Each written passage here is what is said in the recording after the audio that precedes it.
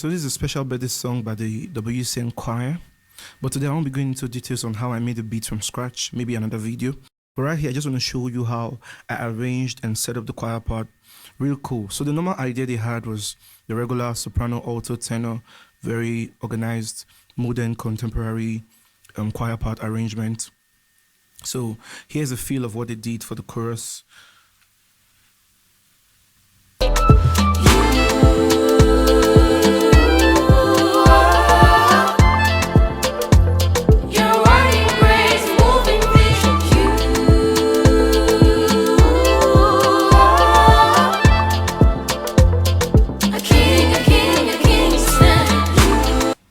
Alright, so that's the chorus. The other part is just a repetition. So while we were in the studio that day, after I recorded this part, I thought of having a classical opera feel on top of the choir harmony. So I had Vine do this first part because there were certain notes I wanted her to do. And I'm going to play Vine's part now, and then you hear what she did over the chorus. So while the chorus was going on, I just started having this sound in my head, and I communicated it to them, and we recorded that part down.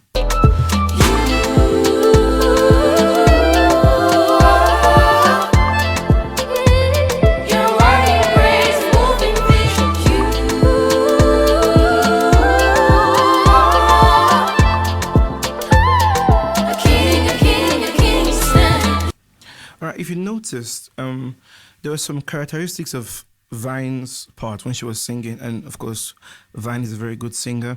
She was able to give me the exact notes I wanted her to do for this chorus part.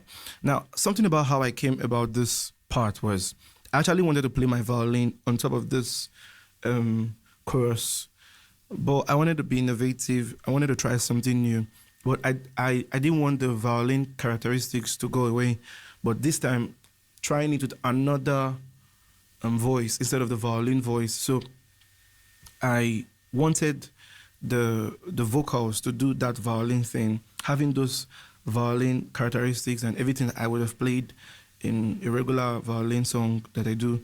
So the vibrato technique and the crescendo technique, you pay attention to the to Vine's part again, you hear some of those things. So you see those notes going up and down like a rapid alternation there.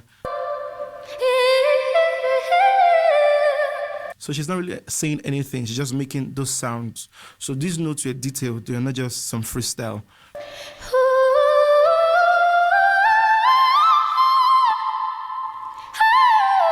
Get that note. So we had all these ones together. So when you hear it with the choir part, let me just play it with the choir without the sound design, just the choir. Your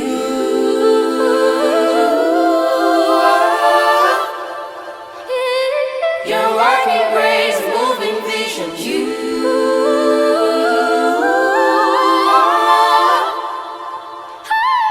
a king to stand. All right, so that's what we had for Vine's part. And something I love about this group is that they always allow me put in my innovative ideas, because when I'm making music, I'm very excited, and in that kind of excitement, ideas come up. And this opportunity they give to me to put in these kind of things help me as a producer to freely express these imaginations. I mean, I've been working with them for like 3 years now, I guess, and it's really fun and very fulfilling. So shout out to Sally and Akim. All right, so after that day, we had the chorus recorded in the choir parts and some other parts we had of the song, which I may have to do another video for, on how I started the song from scratch and all that. I had another idea, so but this time not a violin feel, but something like a Catherine Jenkins feel.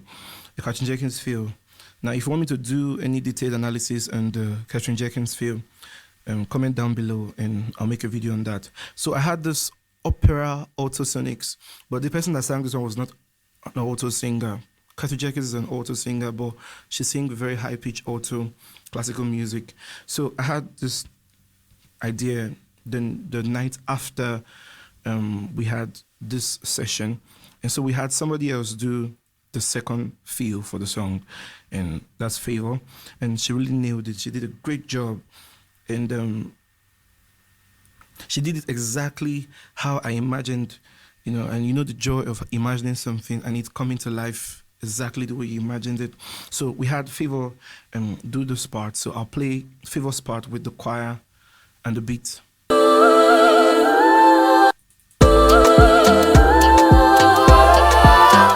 So this one is Favor's part. This Favor's part. So I wanted some opera feel, like I said. So this opera alto sonics. So I had that one down for this part.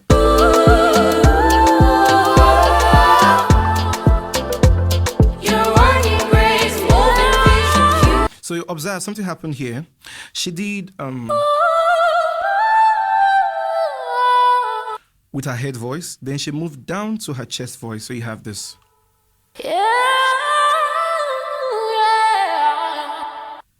Yeah, that kind of thing. And then she had another part here.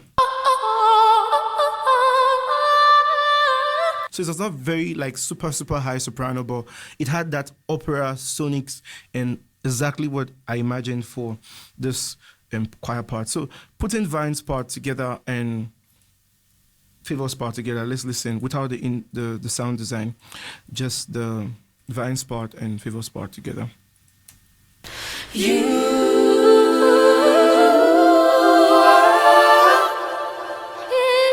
Your working grace, moving vision,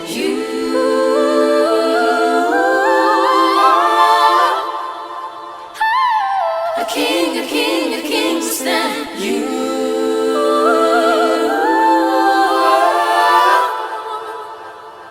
Your working grace, moving vision,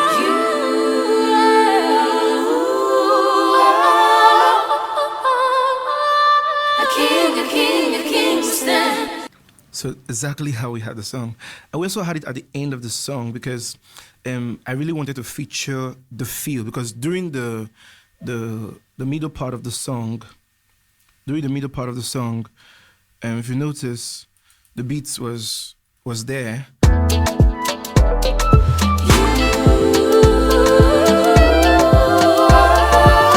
So it had the contemporary R&B choir style, then the Afro beat there, and all the classical nuances we had in the chorus part.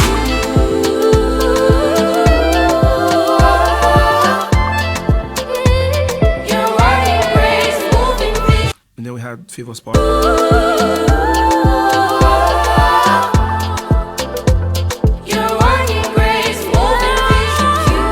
That kind of thing. So I felt it was almost overshadowed, not like covered, but I felt it was very good for this choir part to be felt at the end again. And so we had it at the end of the beat, at the end of the song.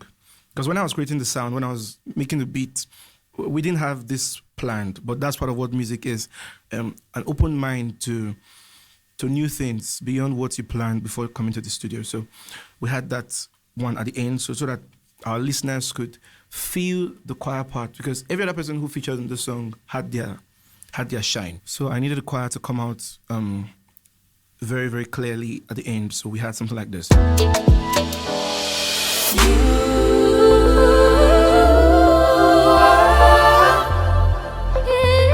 Your working grace, moving vision,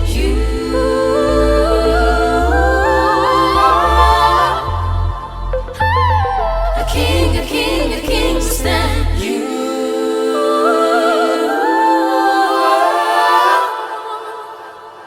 Your working grace, moving vision,